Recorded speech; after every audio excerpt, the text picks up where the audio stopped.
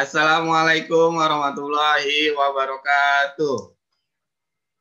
Waalaikumsalam warahmatullahi wabarakatuh. Bismillahirrahmanirrahim. Robbi sholli sodri wa yassiri amri wahlul 'uqdatam min lisani yafqahu. Habib, silakan pimpin doa teman-temannya. Belum mulai belajar, mari kita berdoa mulai. Aska, tolong wajahnya kasih lihat di Zoom-nya. Raffi Naufal ini masih gelap. Nyalain biar kelihatan. Reisha Rizkika, tolong wajahnya kasih lihat di Zoom. Oke, sudah. Ya, yang berikutnya saya akan absen dulu. Biar ketahuan siapa yang hadir dan yang tidak. Kemudian Farel Zahran. Hadir, Pak. Hadir, oke. Freliska Haura. Hadir, Pak. Sudah kelihatan share screen-nya?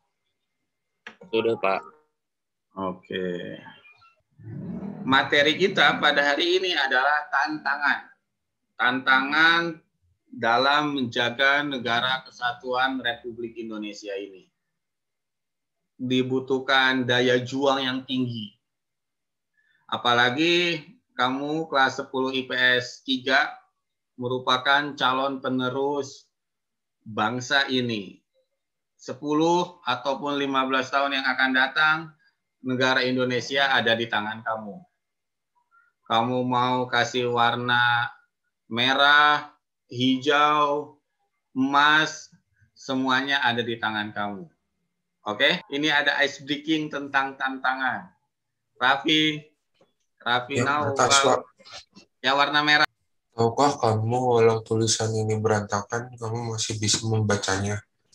Kondisi ini dinama hipoglikemia. Penelitian di Cambridge University mengatakan kita dapat memahami kata yang typo asal huruf awal dan akhir masih benar.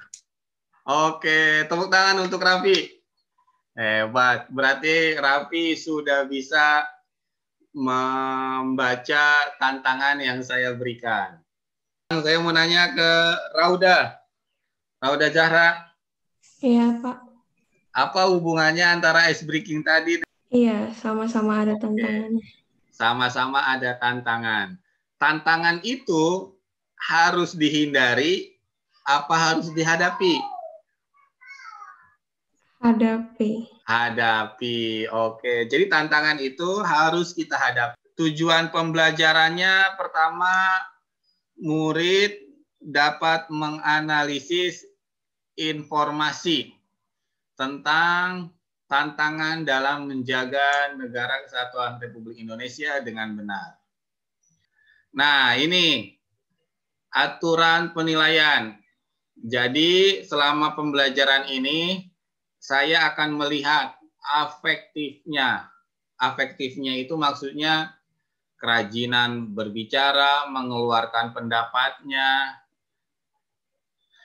Oke, kita akan masuk ke materi definisi atau pengertian dari tantangan. Pengertian tantangan menurut KBBI atau Kamus Besar Bahasa Indonesia adalah hal atau objek yang menggugah tekad untuk meningkatkan kemampuan mengatasi masalah. Rizky Darmawan. Rizky. Ya, Pak. Oke, coba kamu baca tantangan bangsa Indonesia dari eksternal. Ini dibaca yang di sini. Ya, dibaca aja yang eksternal. Eksternal, pertama pemanasan global, terorisme Oke. global, dinamika kawasan Asia Pasifik, perbatasan antar negara, penyelundupan narkotika, human trafficking, perompakan di laut, pencurian kekayaan alam. Oke. Nah, yang berikutnya kita akan mulai masuk ke sesi debat. Coba saya mau nanya, memilihnya saya yang pilih atau kamu milih sendiri? Bapak yang pilih. Saya yang milih aja ya. Oke. Saya yang akan memilih. Tapi sebelum itu ada tata aturan debat terlebih dahulu. Jadi nanti 10 menit kamu semuanya akan masuk ke breakout room Zoom.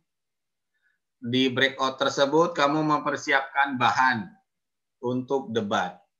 Yang pro berarti mencari data-data yang mendukung pro ataupun mendukung kajian ataupun soal yang tadi nanti akan saya kasih. Yang kontra berarti harus mempersiapkan bahan-bahannya juga untuk menolak atau yang kontra berlawanan. Nah, yang kedua, mempergunakan bahasa yang sopan dan beretika. Oke, sudah siap? Nah, ini materinya. Bagaimana menurut pendapat tim kalian tentang penenggelaman kapal yang dilakukan oleh Indonesia? Jadi, silakan kamu join ke room yang sudah saya kasih. Assalamualaikum. Ini room 1 ya? Iya, Pak. Oke, room 1 itu kamu jadi yang pro ya, yang mendukung penenggelaman kapal asing yang mencuri ikan secara ilegal di Indonesia. Jadi kamu mencari data-data yang pro ataupun mendukung. Oke, roomnya sudah saya tutup.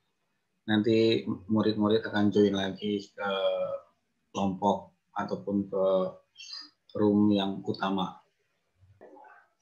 Nah, nanti di sesi yang pertama, masing-masing kelompok akan memaparkan pendapatnya. Kemudian sesi yang kedua adalah menyanggah pendapat kelompok lain. Dan yang ketiga adalah unjuk pendapat. Oke, kita akan masuk ke sesi yang pertama. Silakan kelompok 1 untuk memaparkan pendapat. Kelompok 1 yang pro. Saya. Oke, ya silakan. Menurut saya, penenggelaman kapal asing itu tidak sepenuhnya salah karena itu memberikan efek jera terhadap penangkapan ikan ilegal. Dan itu juga ada hukumnya yaitu UU nomor 15 tahun 2009 tentang perikanan. Oke, bagus. Yang berikutnya, tapi sebelum itu kita kasih applause dulu untuk kelompok 1 yang pro dipimpin tadi oleh Nadine. Nah, sekarang kelompok 2 yang kontra. Silahkan. Kalau menurut kelompok kami, kegiatan illegal fishing itu cara memberantasnya nggak cuma dengan meledakkan kapal. Banyak cara-cara lain yang lebih efektif selain meledakkan kapal. Selain itu, ledakan kapal itu atau penenggelaman kapal itu memiliki dampak-dampak yang buruk bagi lingkungan, kemudian bagi anggaran negara dan lain-lain. Cukup, Pak. Oke, terima kasih Desmu. Berikan aplaus untuk kelompok 2 yang kontra. Ya, yang berikutnya. Silakan dari kelompok 1 menanyakan atau bertanya ke kelompok kedua yang kontra. Silakan. Pak, saya nanya ke kelompok yang kontra. Iya, silakan. Tadi itu kan yang disebutin sama Desmo. Itu kan ada cara lain selain kayak menenggelamkan kapal. Iya. Nah, itu cara lainnya apa yang lebih efektif dan membuat nelayan-nelayan yang melakukan illegal fishing itu jerak? Oke, silakan. Kelompok 2 yang kontra menjawab pertanyaan dari kelompok 1 mengenai cara lain di dalam pemberantasan illegal fishing. Silakan kelompok 2 menjawab pertanyaan dari kelompok 1. Izin menjawab ya, Pak. Ya. Dalam pelaksanaan kegiatan hukum itu kan sebelumnya harusnya ada kegiatan preventif dulu ya untuk meminimalisir pelanggaran hukum. Nah, berarti sebagai bentuk preventif itu bisa ada beberapa hal yang harus dilakukan. Misalnya pengetatan pengawasan daerah kelautan bisa melalui angkatan laut dan lain-lain. Itu harusnya lebih efektif karena kita mencegah orang lain masuk tanpa izin, mencegah orang lain melakukan kegiatan ilegal di negara kita. Kemudian selain itu pengawasan itu juga lebih efektif karena orang nggak langsung masuk gitu ke negara kita. Kemudian pengetatan undang-undang itu bukan cuma dari penenggelaman kapal, tapi pelaku-pelaku dari illegal fishing itu harusnya lebih ditindak di situ. Gitu sih, Pak. Oke, bagus. Ya, baik anak-anak semuanya, karena ini waktunya juga, kita berikan aplaus untuk kelas 10 IPS 3. Hebat sekali. Siapa nama menteri yang mempelopori penangkapan dan pemboman kapal pencuri ikan di Indonesia? Oke, sudah ada Desmo, sudah ada Nur Afifah, oke, sudah ada Pondra. Ya, jawabannya benar semuanya, yaitu Ibu Susi Puji Astuti. Kesimpulannya, kan hari ini kita belajar tentang tantangan kan, tantangan negara dalam menghadapi ancaman-ancaman dari luar. Menurut saya, semua ancaman yang menjadi tantangan untuk negara itu semuanya harus dihadapi. Karena kenapa? Karena kalau nggak dihadapi, contohnya kayak yang illegal fishing tadi. Kalau misalnya nggak dihadapi, nggak ada yang tadi undang-undang tentang penenggelaman kapal, mungkin sampai sekarang masih banyak, bahkan lautan Indonesia tuh bakal jadi kayak jadi buat diambil terus sumber dayanya sampai yang orang Indonesia sendiri pun nggak bisa nggak bisa menikmati itu karena dicuri-curi terus gitu. Oke, mantap.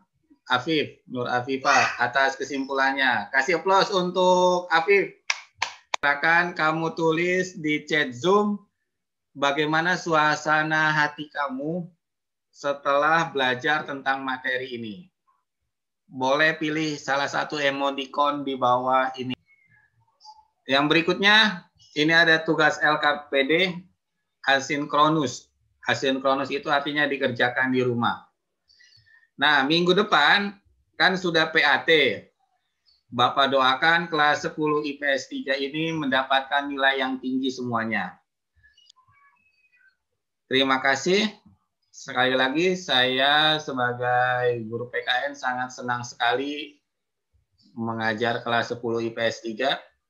Bapak doakan kelas 10 IPS 3 10 atau 15 tahun lagi bisa menjadi pemimpin yang bisa membawa negara Indonesia ke arah yang lebih baik lagi. Sekali lagi, tetap semangat menghadapi tantangan. Tantangan kamu minggu depan adalah PAT. Semangat mengerjakan PAT. Jangan lupa belajar dan berdoa. Terima kasih. Wabillahi taufiq wal hidayah. Wassalamualaikum warahmatullahi wabarakatuh. Waalaikumsalam.